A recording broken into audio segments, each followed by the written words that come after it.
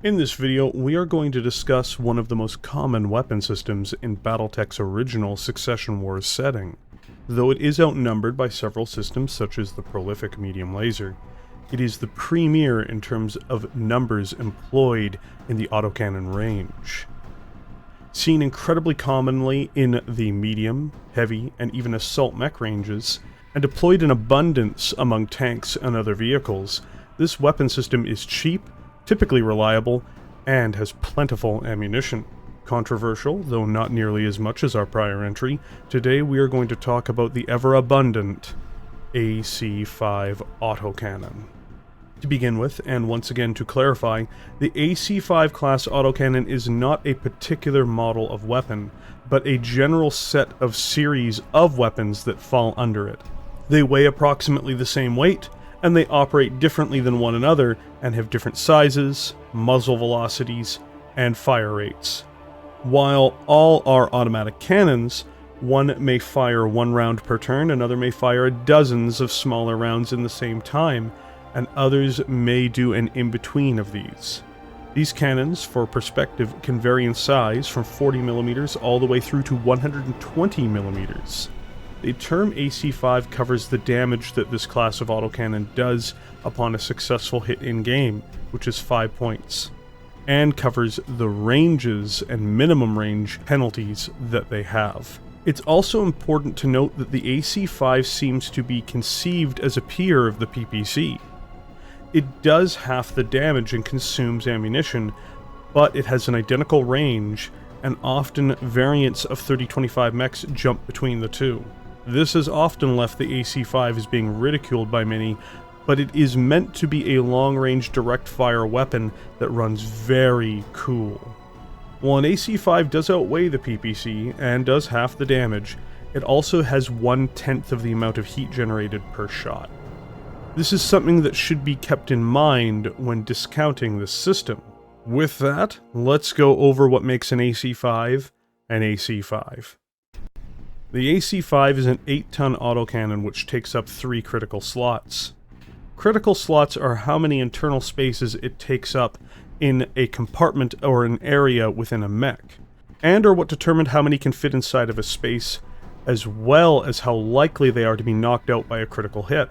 If it is hit at all, it is disabled or destroyed for the purposes of its abilities to function in-game. It generates 1 point of heat per round of fire, and shoots once per turn. As mentioned prior, it does 5 points of damage per hit. It requires ammunition in order to operate, and 1 ton of ammunition yields 20 shots worth of attacks. Like every other weapon in the game, the AC5 has a series of range brackets that it falls into. Range brackets determine how hard it is to hit with a weapon, barring other factors such as cover, movement, or other mitigating factors. Attack rolls are made by combining 2 six-sided dice and coming to the result. The standard gunnery skill, meaning the number you need to meet or beat to confirm the hit, is 4.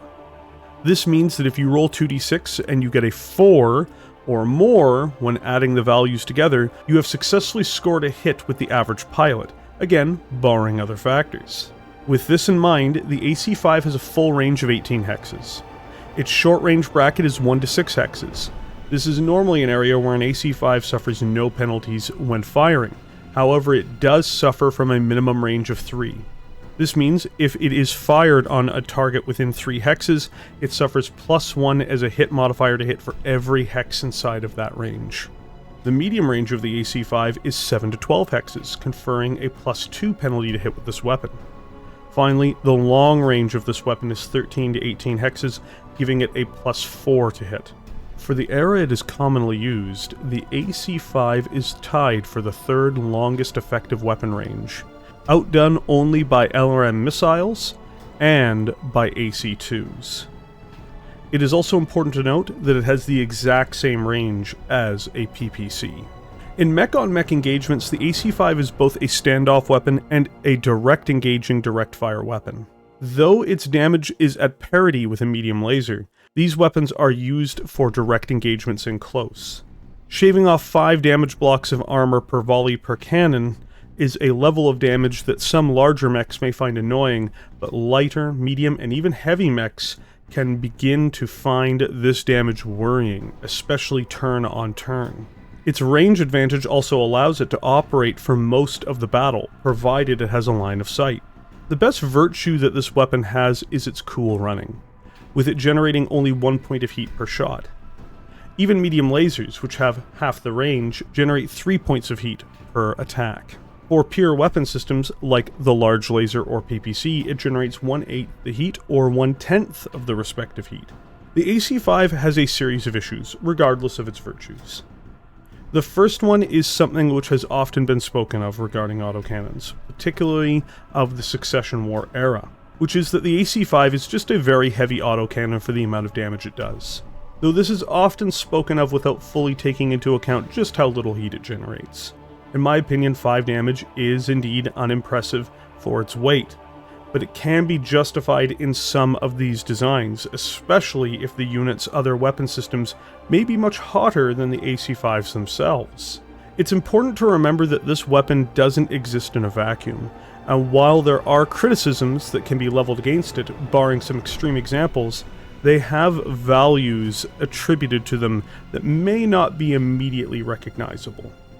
It is combat effective in multiple circumstances, even if it's not as impressive as its more famous and desired stablemate, the PPC. The AC5's primary benefits are excellent range and cool running. The AC5's main issues are its mediocre damage, ammunition dependency, mostly due to the risk of an ammunition explosion, and minimum range. While it is far from a perfect weapon, the AC5 in-universe is very inexpensive to include in a design, and has permeated mechs from the Hermes II all the way through to the Zeus during the Succession Wars. It is the most frequently seen autocannon during this time, and like it or not, is a major staple of the system. In some ways, it is a hidden gem, and in other ways it's mediocre. But the AC5 walks the line between good and bad, but it cannot be ignored, showing that it has value that sometimes is overlooked. Thank you everyone for joining me here today. If you enjoyed this video, please consider liking it and subscribing to the channel. We also have a YouTube membership program, and I greatly appreciate all of the support members give this channel, and if you would like to sign up, there is a link in the description. With that, I will catch all of you in the comments section below.